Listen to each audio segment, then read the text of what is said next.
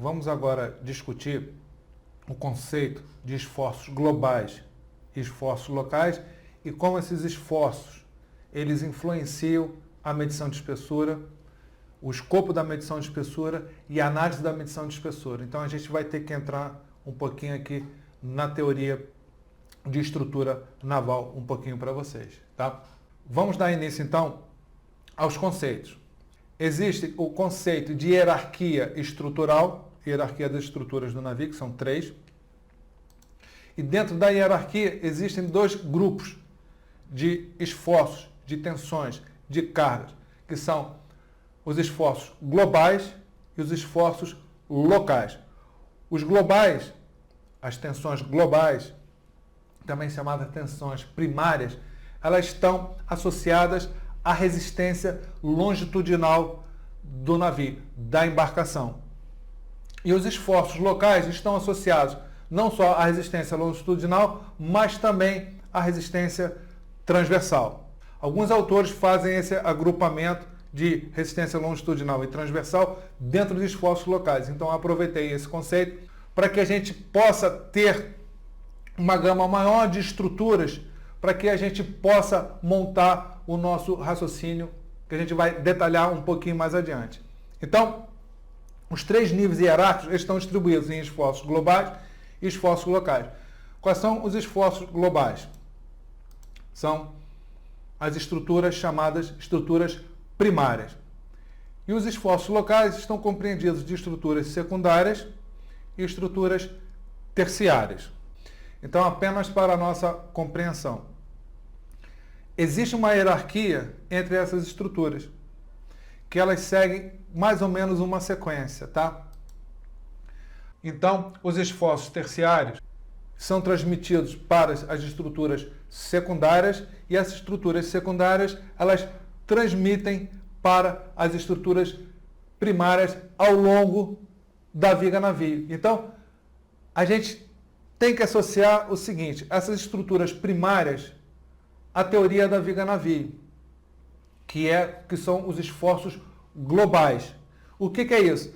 É como se a gente fizesse a analogia da estrutura do navio com uma viga em I, aonde as estruturas do convés é a parte superior da flange da viga em I, as estruturas do fundo é a parte inferior da viga em I, e a parte da alma, a parte vertical da estrutura I, ficaria separada em costado e as anteparas longitudinais. Então, é como se você pegasse a viga em I e você decompusesse essa viga num envelope de casco. Qual é o envelope de casco? As estruturas do convés, costado e fundo. E como é que a gente consegue identificar as estruturas primárias? Bom, isso é fácil. As estruturas primárias são estruturas longitudinais, contínuas, com comprimento igual ou maior que 0,5 do comprimento entre as perpendiculares, que é quase igual ao comprimento total da embarcação. Então, toda estrutura longitudinal contínua que se estende ao longo do navio por mais de 50% do seu comprimento são essas estruturas primárias. São as estruturas que garantem que não vai haver um colapso global da embarcação, ou seja, não vai haver um colapso catastrófico, ou seja, que não vai quebrar, literalmente, tá? Então, a gente tem que ter sempre em mente que as estruturas primárias são estruturas que garantem que a embarcação, ao sofrer os seus esforços de tosamento e ao quebramento, ela não vai quebrar. Pelo menos é essa a intenção, tá? Então, aqui a gente pode começar a ter esse sentimento, que as estruturas primárias da embarcação, elas são fundamentais para a resistência, para a garantia da resistência longitudinal da embarcação. Para que ela, em qualquer condição de mar e carregamento, ela consiga resistir a esses esforços todos. Tá? Então, é esse o conceito.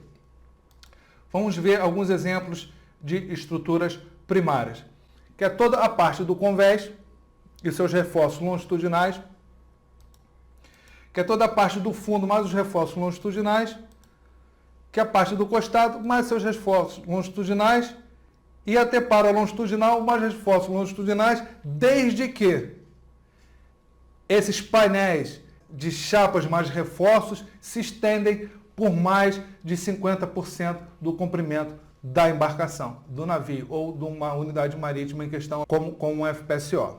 Tá? Então, é esse o conceito.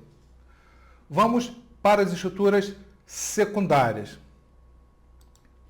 As estruturas secundárias são, por definição, painéis longitudinais formados de chapas mais reforços, limitado pelo espaçamento entre cavernas, entre gigantes, que compõem a resistência longitudinal. Mas a gente tem aí uma resistência longitudinal local.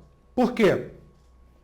Porque nós temos uma carga distribuída numa seção de painel longitudinal, claro que é muito menor do que os 50% do comprimento da embarcação, que é o conceito das estruturas primárias. Então a gente fica limitado ao caráter local, a carga distribuída no painel localmente. Então, se a gente pegar, por exemplo, o painel do fundo, entre dois gigantes, entre duas cavernas gigantes, nós temos ali um painel.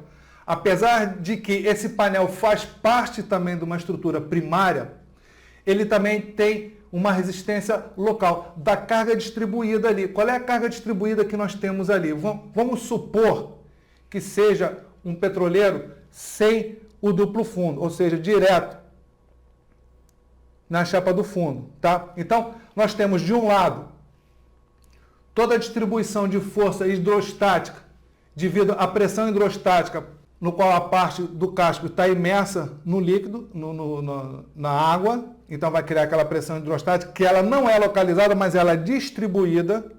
E nós temos, por exemplo, caso esse petroleiro esteja ele todo carregado, nós temos também a pressão interna do carregamento do líquido, que nós estamos solicitando esse painel do fundo.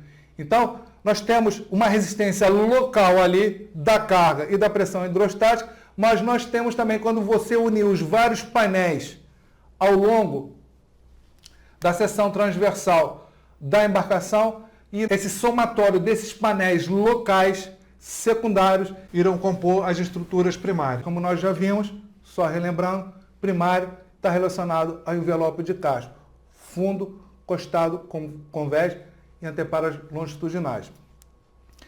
Nós temos também o conceito de estruturas transversais de suporte das estruturas primárias, que alguns autores englobam esses apoios transversais dentro de um conceito de estruturas secundárias. Então, eu estou aproveitando esse conceito e estou colocando aqui. Tá? Então, vamos ver os exemplos de estruturas longitudinais secundárias. Aquilo que eu falei, são aqueles painéis entre os gigantes que compõem todo o envelope de casco. Pode ser painéis da área do fundo, ou do costado, ou do convés, ou da antepara longitudinal, entre gigantes, que estão delimitados, né? Eles são painéis finitos. Então, o projeto do navio, a gente pode até extrapolar aqui um pouquinho, dizendo que é uma repetição de blocos de painéis na área de carga. Se a gente considerar um VLCC que tem um grande corpo paralelo, é uma repetição praticamente de painéis do envelope de casco. Tá? Então a gente tem a conferência global e estamos falando da conferência local, considerando uma carga distribuída entre gigantes. Então nós temos ali esses painéis que eu acabei de falar para vocês, que são os painéis longitudinais entre gigantes, braçolas de escotilha. Nós temos também as cavernas, que nós já vimos que são apoios das estruturas primárias, e anteparas transversais. Esses dois são estruturas secundárias, mas que compõem a resistência transversal da embarcação. Então eu queria ressaltar, mais uma vez, sobre essas estruturas secundárias. Quando a gente começa a colocar estruturas transversais dentro do conceito de estruturas secundárias. Porque, na verdade, o conceito original de estruturas primárias, secundárias e terciárias são estruturas dentro do conceito da resistência longitudinal do navio.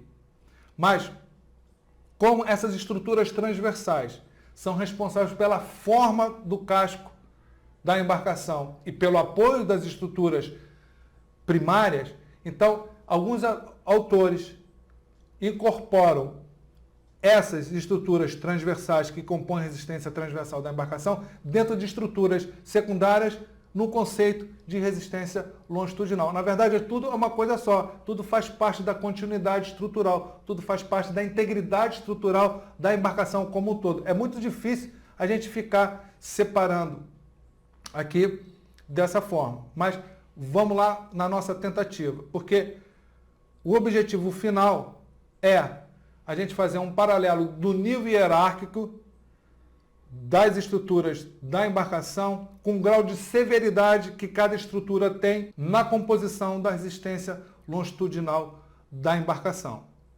Então a gente vai fazer um paralelo de grau de severidade com o nível hierárquico, tá? Então nós temos um grau de severidade para as estruturas primárias, que é o caráter global, muito maior que as estruturas secundárias, que essas, por sua vez, têm um grau de severidade maior que as estruturas terciárias. É aí que a gente quer chegar. Tá? Então, a gente está criando dois conceitos dentro de um só. Vamos falar agora sobre estruturas terciárias. As estruturas terciárias são bem simples. São a porção de chapa entre os reforços. Então, é a chapa, é o chapeamento. Então, nós temos aí o conceito de estrutura terciária associado a, por exemplo, a estanqueidade da embarcação. Então, o chapeamento, ele é responsável pela estanqueidade. E o que o chapeamento faz? Pega a carga concentrada, aí já estou falando uma carga normal concentrada, não mais distribuída, mas a carga concentrada em cada porção de chapeamento entre reforços, e ela transmite essa carga para o painel todo. Então, no que ela transmite essa carga de várias porções de chapas no painel, você cria aí uma carga distribuída. Então, por isso que a gente tem essa hierarquia, que a terciária, ela transmite o esforço e distribui pelo painel de uma estrutura longitudinal secundária, tá? Então, na verdade, a gente começa a ver aqui o seguinte: quando você for fazer a sua inspeção e você tem lá uma avaria numa chapa, tá? A chapa está deformada, por exemplo. Ela está deformada, ela se deformou devido a uma carga local que atingiu o seu período plástico, ou seja, o seu período de deformação do aço da chapa, então houve uma deformação, mas os reforços continuam íntegros. Então, essa avaria, dentro de um determinado limite, ela pode ser considerada como permanente, de acordo com a flecha que essa chapa foi deformada. Se ela tiver nenhum outro defeito estrutural, se ela não tiver, por exemplo, com trinca, se, por exemplo, os reforços não estiverem se destacando da chapa, se os reforços estiverem íntegros, com a sua solda íntegra, sem nenhum defeito, então, dentro de uma determinada flecha, ela pode ser considerada definitiva. Então, a gente começa a ver aí, né, um grau mais flexível para uma estrutura terciária, que é uma chapa, que é a porção de chapa entre reforços. A mesma coisa se passa também com o desgaste excessivo devido à corrosão. Por exemplo, nós podemos ter um desgaste excessivo numa porção de chapa dessa, entre reforços, mas o resto do painel está ok. Os longitudinais também estão dentro dos limites de desgaste. Então, aquele desgaste daquela porção de chapa, daquela porção de uma estrutura terciária, não é muito significativo. Agora, se a gente começa a ter desgaste nas outras porções de chapa do painel e você começa a contaminar o painel todo e, por seguinte, vários outros painéis, aí é claro, você já saiu da terciária, você já jogou para a secundária, para o painel, e se tiver outros painéis também apresentando esse desgaste, você vai sair da estrutura secundária, do caráter local apenas, você já vai começar a comprometer também a estrutura primária da embarcação. Então, é essa analogia que eu queria fazer para vocês. Então, Se nós fizermos uma inspeção e a gente vê uma chapa, uma porção de chapa ali corroída e as outras dentro daquele painel, dentro daquele gigante, entre duas cavernas gigantes, porque tem vários outros áreas de seção de chapas entre reforços e o resto estiver ok, aquilo é um item localizado. Vocês estão lembrados que eu falei que a regra faz uma bifurcação de corrosão localizada e corrosão generalizada? Olha aí ela aparecendo aí. Então, se for localizado, não há muita severidade. E se ela começa a se espalhar pelo painel e outros painéis subsequentes, então você sai da terciária, você vai para o painel secundário e do secundário para outros painéis que, ao você sair de um painel secundário para outros subsequentes, você já vai pular do secundário para o primário. E aí você já começa a ter um outro grau de severidade. Apenas para ilustrar, eu queria chamar a atenção de um outro grupo de elementos estruturais complementares que garantem a continuidade estrutural e têm a função de evitar a concentração de tensão local, que são as barras chatas e borboletas. Claro que essas barras chatas e essas borboletas, elas estão espalhadas por todo tipo de estrutura. Então, a função básica dessas barras chatas e borboletas é espalhar a tensão ali no final de linha, como a gente já viu, né? De você não ter uma concentração de tensão. Esse conceito de barras chatas e borboletas, né? de reforços locais pequenos, para espalhar a tensão, muitas vezes cria um pouco de confusão nas pessoas.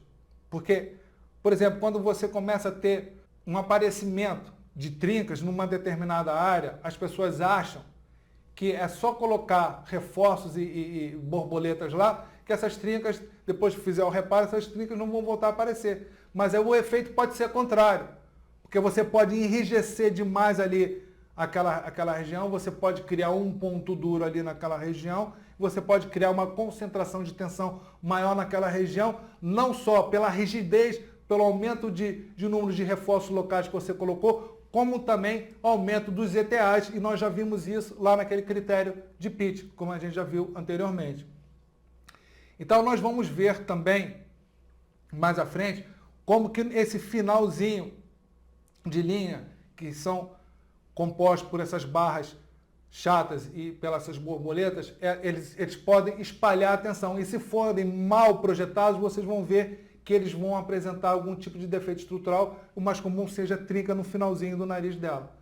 Então nós vamos ver isso um pouquinho mais lá à frente. Então por isso que é importante vocês conhecerem esses conceitos todos e qual é a função de cada elemento estrutural dentro da integridade estrutural da embarcação como um todo. Então, resumindo, essas barras chatas e borboletas, elas contribuem para a continuidade estrutural dos elementos entre si, terciárias, secundárias e primárias, tá? Então, por que eu estou colocando barras chatas e borboletas ali no enfiamento da coluna terciária? Porque eu estou fazendo aqui uma aproximação de grau de severidade. Como esses elementos aparecem nas outras estruturas também, mas para grau de severidade, eu estou incluindo dentro da estrutura terciária, porque uma falha, um local, num elemento complementar, num elemento acessório, como uma barra chata, uma borboleta, não vai comprometer de maneira global a embarcação. Então a gente já começou a falar de medição de espessura e esforços globais e esforços locais. Então o risco de uma avaria catastrófica é muito maior numa estrutura primária do que numa estrutura secundária ou numa estrutura terciária. Como também uma incidência de corrosão generalizada é muito mais severa numa estrutura primária do que numa estrutura secundária ou numa estrutura terciária. Então, essa analogia é importante que a gente tenha em mente quando a gente for fazer a nossa vistoria e quando tivermos uma avaria. Porque é importante que os marítimos consigam passar para o pessoal de terra que vai ser responsável pela análise de resposta daquela avaria e vai tentar conduzir as ações que o comandante da embarcação vai tomar diante daquela descrição daquela avaria. Então, é importante que os marítimos tenham esse conceito em mente. Sabe o que é uma estrutura primária, o que é uma estrutura secundária, o que é uma estrutura terciária, para quando reportar essa avaria, reportar de uma maneira mais efetiva para que as ações, em conjunto com o pessoal de terra, consigam salvar o navio. Isso pode ser a diferença entre você receber a ordem de abandonar o navio ou a ordem de ficar no navio e tomar determinados tipos de ações para você mitigar os efeitos dessa avaria. Então, a gente começa a perceber que esse conceito está dentro do regulatório compliance também. E aonde que está dizendo que existe esse conceito dentro do regulatório compliance? Eu vou dar uma dica para vocês. Está no STCW Code. Então eu vou dar uma amostra para vocês de onde que está escrito no STCW Code que esses conceitos principais de estrutura devam ser de conhecimento dos marítimos. Vamos ver isso aí agora. Então, o STCW é o objeto do nosso módulo 4. Já adiantando um pouquinho aqui do módulo 4, vamos ver aqui um slide do STCW em que ele traz para a gente a competência dos oficiais de náutica. Então, vamos ler lá. Construção do navio. Conhecimento geral dos principais membros estruturais de um navio e dos nomes corretos das várias partes. Então, aqui a gente pode perceber que o STCW exige que todos os marítimos, os aquaviários, tenham conhecimento quais são esses elementos estruturais e qual é o nome dele. E se a gente conseguir aprofundar um pouquinho mais esse conhecimento e dividir em primário, secundário e terciário, ficará mais fácil ainda para todo mundo, não só os marítimos, mas também com o pessoal de terra, identificar esses elementos estruturais e a sua importância na estrutura global da embarcação. Vamos ver aqui um outro slide, relativo à competência dos oficiais de máquina. Então, nós vamos perceber que a mesma competência aparece para os oficiais de máquinas. Ou seja, vamos ler lá. Construção do navio, conhecimento geral dos principais membros estruturais de um navio e dos nomes corretos das várias partes. Então, a gente percebe que os oficiais superiores da embarcação têm que conhecer quais são esses elementos. Tem que ter essas noções básicas dos elementos principais da embarcação e os seus nomes. Vamos dar uma olhada aqui também num outro slide lá do módulo 4 sobre competência do comandante e oficiais de quarto. Então vamos ver o que diz. Inspecionar e informar defeitos e avarias em compartimentos e espaços de carga, tampas de escotilha e tanques de lastro. Então vamos ver o conhecimento ali da outra coluna.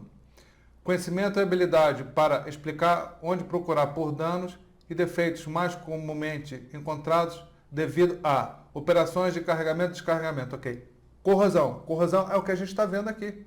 Então a gente tem que saber identificar os tipos de corrosão, aonde que a corrosão está ocorrendo, principalmente em que membros estão ocorrendo. Se é terciário, se é secundário, se é primário, para saber o quão crítico é essa corrosão também. Né? Dependendo, a corrosão no elemento terciário não é tão crítico quanto no elemento primário, claro. Habilidade para dizer que partes do navio deverão ser inspecionadas a cada vez para abranger todas as partes num determinado período de tempo. Identificar os elementos da estrutura do navio que são críticos para a segurança do navio. Então vou ler novamente esse trechinho aqui que é o mais importante. Identificar os elementos da estrutura do navio que são críticos para a segurança do navio. Então, os elementos mais críticos são quais? Os elementos primários. Claro.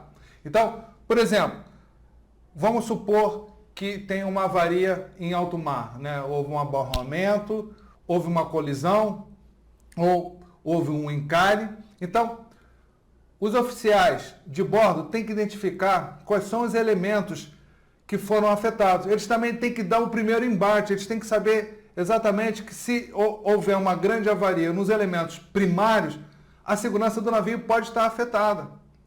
E não só isso.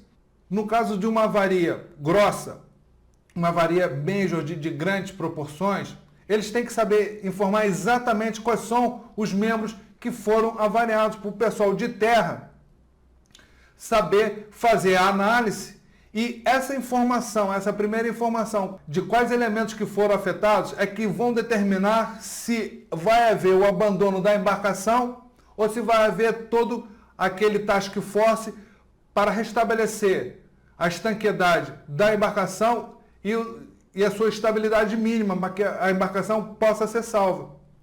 Então aí você começa a perceber como é importante vocês terem essa analogia entre o nível hierárquico das estruturas de uma embarcação com o resultado das medições de espessura e também, por ocasião de uma avaria, quais são as ações do que é importante você reportar, o que é importante você ver, o que é importante você fazer ou propor de reparo temporário. Então é essa a mensagem que eu gostaria de passar para vocês com esses conceitos.